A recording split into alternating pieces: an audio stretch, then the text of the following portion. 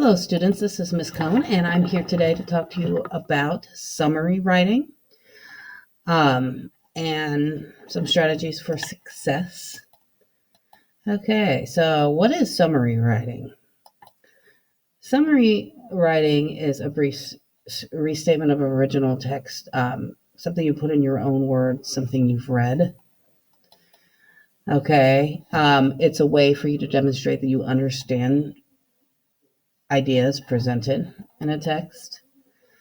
It focuses on the main points that support and explain a central idea presented in a text. Okay, so why summarize? Why would I ask you to summarize a paper? Well, honestly, it's the foundation for pretty much all academic writing. In some way, shape, or form, you will be summarizing what other people say and then taking it a step further and using it and analyzing it or using it to make an argument. Some different kind of academic writing that use summary writing, reviews. I know when I was in grad school, I wrote a lot of literature reviews as part of my papers where I explained how other researchers besides myself used certain information that was applicable to my own research and used it as a premise for my own research. And I had to explain that before I actually did the research. Critique papers. Summary is a big part of critique paper, which is the kind of paper you'll write next. And I wrote a lot of critique papers in grad school. I wrote a lot of analysis papers in college. This is where you summarize theories on different ideas, different topics, and then you apply them to something new. Synthesis papers require you to show relationships between sources. A lot of times you'll do that with research or argument writing. Again, where you synthesize information from multiple sources to create something new or to present opposing arguments and present your position on something. A lot of times with essay exams, I took the traditional blue book essay exam in college, and I used that I use summary skills to demonstrate my understanding of the material taught. Summary writing is a large part of workplace writing as well. Policy briefs, business plans, memos, emails, letters, reports. And if you're in the medical field, you will be charting, and that requires summarizing patient data, legal briefs. Okay, so steps for summary writing. You guys are going to be writing a summary of profiting from enforcement, the role of private prisons in U.S. immigration detention by Livia Lawn. And if I were you, here were some of the steps I would take to achieve that goal. I would read the article carefully, and then I would reread it at least once, several times probably. Figure out the overarching main idea first and put that into your own words using an attributive tag. Long claims, long asserts, long suggests, long indicates. Take notes on what details, ideas, and concepts that you think are important. Pay attention to what the writer is doing, not just saying. Describe what the writer is doing.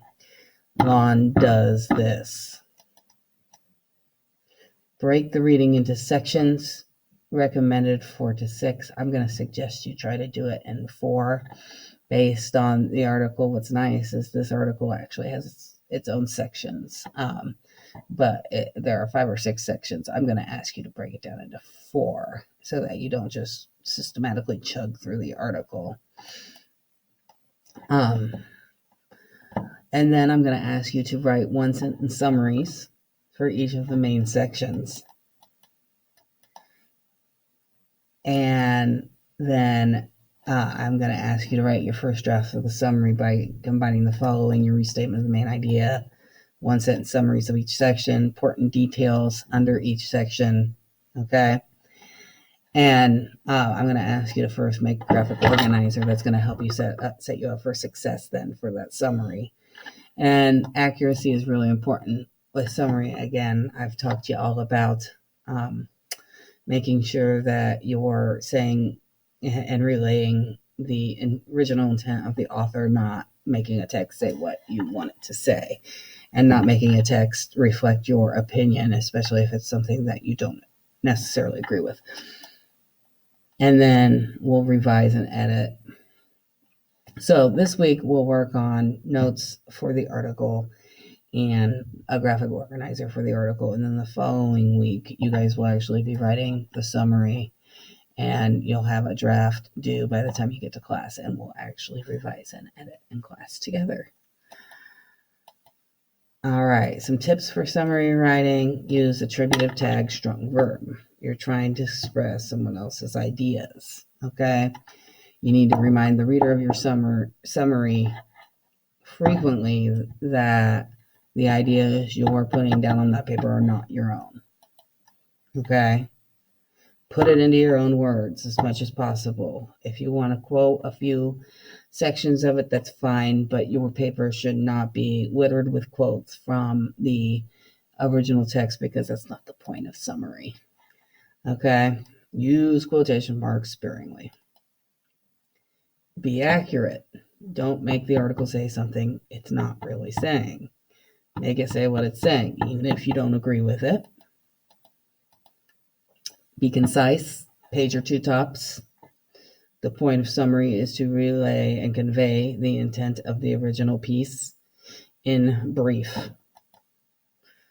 Follow standard English. Use your best grammar, punctuation, spelling, capitalization, paragraphing.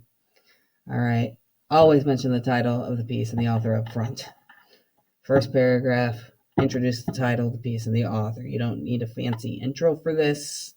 You're just going to start off with, in Profiting from Enforcement, the Role of Private Prisons in U.S. Immigration Detention by Lillian Lawn, and so on and so forth. Okay? No fancy introduction. Just get straight to it with summary.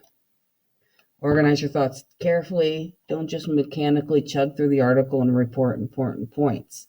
Think about 4 different main ideas and how to summarize 6 or 7 paragraphs into 2 to 3 sentences. Don't just mechanically chug through the article and pick out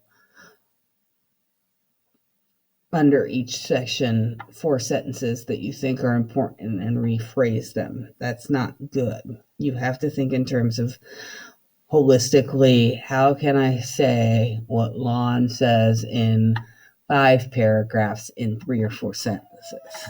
Okay? Be objective. Don't pass judgment. You're showing understanding of what you read. You're not evaluating. In critique, you will be evaluating. Stick to left side, not right side of double entry notes. Be objective. This is what Lon is saying. I don't care if you agree with Lon or not. Don't use evaluative language in summary. Okay, make sure you make the information connect. It's important that the ideas in your summary flow and that you show the relationships between the ideas presented in the text in your own words. And then, as with every paper in this class, you're going to make sure you provide an MLA citation at the end of the summary for the article you're writing your summary on. Also, if you quote something directly, be sure to include the page number in parentheses at the end of the quote before the period, if page numbers are applicable in the case of an online scholarly journal article that you will be reading. You won't have page numbers. All right, so you're going to be citing sources according to MLA style in this class. In English class, we use MLA style, which stands for Modern Language Association. Right now, since you're only writing about one text, you only have to create a works cited page with 1 citation on it. Okay? We will discuss the use of multiple sources as we move through the class. Okay? Right now, you're creating a works cited page citing the Livia Lawn article that we will be summarizing. Okay. Purdue Online Writing Lab is a great source of information for citing MLA and APA. APA stands for American Psychological Association. They put out their own style guide, and honestly, that is the one I used. I used APA more than I did MLA in college. Most of the social sciences and the hard sciences ask you to use APA. There are also other organizations that like MLA and APA that put out style guides. You always want to make sure you know which style your instructor wants you to use to cite your sources for class. But we're going to use MLA. And Purdue Online Writing Lab, I have a link here. It's a great source of information on citing MLA and APA. You also want to make sure you use the most up-to-date version of the style guide. For instance, if you are, citing a tweet, you'd want to use the most up-to-date information because, 20 years ago, I wasn't citing tweets. And so you may not be able to find what you're looking for if you don't use the most up-to-date version. You also won't probably cite your sources correctly because they change the formulas periodically. So you want to make sure you're always using the most up-to-date version. Let me take you to Purdue's Online Writing Lab here and show you. Okay, so this is MLA formatting and style guide. It'll give you everything you need to know as far as formulas for citing different types of sources. Yeah, okay, it's a great source of information. And as you can see, if you look up here, if you were asked to cite APA, you could use Purdue's Online Writing Lab as a source of information. And I hate to say that I love Purdue's Online Writing Lab because I am a Hoosier, but it's true. I do. Okay, so Purdue's Online Writing Lab linked to the slideshow I have attached to Canvas as well.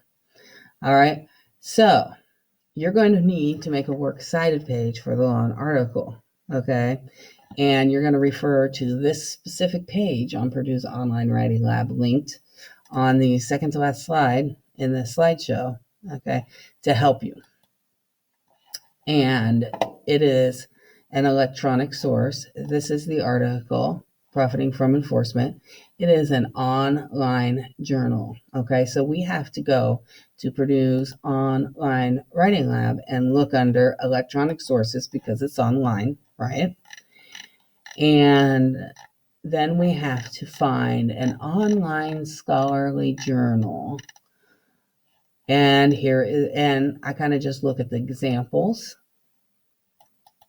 in order to help me make my own citation. So instead of Dolby, Nadine, period, I'm going to be using Lawn, Livia, period. And then I'm going to be putting the title of the article in quotation marks with the period inside. So, quote, profiting from enforcement, the role of private prisons in U.S. immigration detention, period, quotation mark. And then I'm going to put the title of the online journal in italics, since journal or articles are smaller, so they take quotation marks. Longer works take the italic. So if I go back to my website, I'm going to put the online journal of the Migration Policy Institute. I'm going to use that in my citation there, okay, in italics, comma, and then I'm going to look for a volume number. Let's see, copyright and reuse. Let's see if I can find it there.